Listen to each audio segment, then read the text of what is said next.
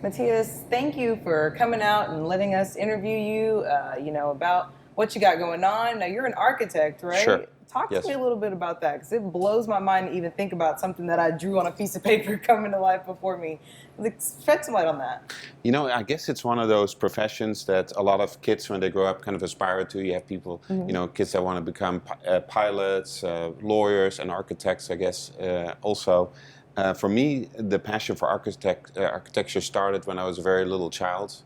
I always grew up around construction sites. I saw people building things, and I was always mesmerized by, just the things going from actually, just on paper to actually being built. And, I thought that was something that's very powerful, and I was basically pretty, I got interested in that.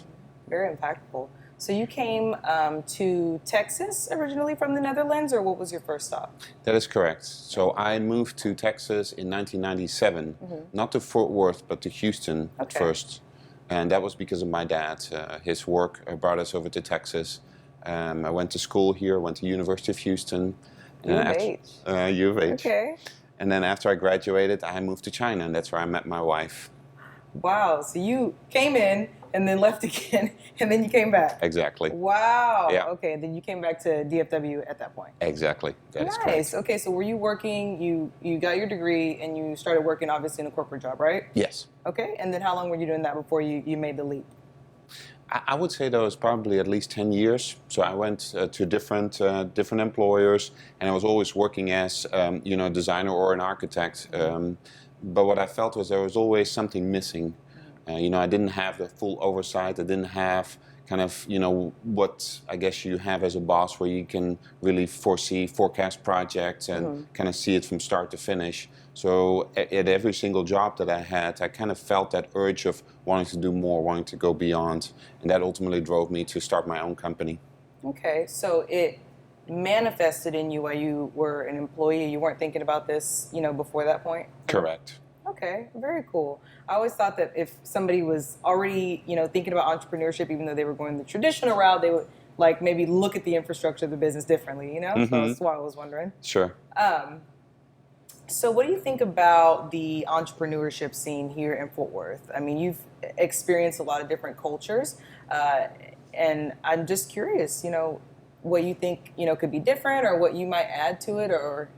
I would say in general, I like the atmosphere and the ambiance here a lot.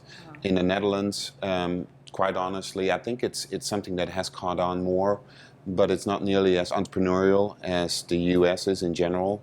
It's something that I found, and I think for both my wife and I, it's also been a learning experience because, from our cultural background, we're, I wouldn't say less outgoing, but there's a little bit of a cultural conflict.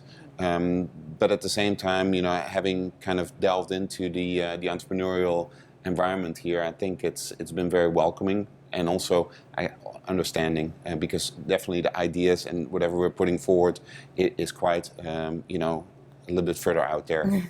I like that. And you guys, have different ideals because you come from different cultures. How does that tie in, together as a couple that's running a business, as opposed to working with somebody that you're not married to? What's that like? Interestingly enough, I do see some similarities between my background being from the Netherlands and my wife being from China. Certain attributes that we have and certain values are very much in line, and I think that makes us very strong as a couple and also as business partners together. Because on a lot of decisions that we make, we're very much in line and have similar ideas and goals. I can see that. It might be a little different if you met her here and she was an American. That's true. Very nice. So where do you guys see your business going in the next 5 or 10 years? I mean, you've had the architectural firm, and I assume you're going to keep doing that. Yes. And where do you see the shipping container office building? Like, where are we going with that? I think the shipping container project is just is like a stepping stone to other projects. I don't think we're going to be doing shipping container projects continuously from here on out. But I would say, to answer your question, I think for us the sky is the limit. I mean, we see so much potential in Fort Worth and in DFW in general.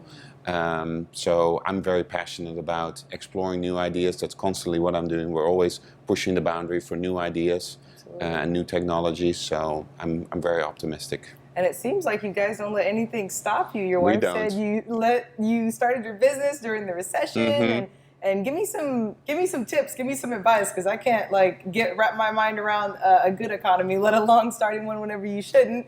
Well, I'll tell you this: it's really there's a lot of ups and downs, and there's days that both my wife and I we sit together and we say like, well, what is next week going to bring, and how we're going to move forward.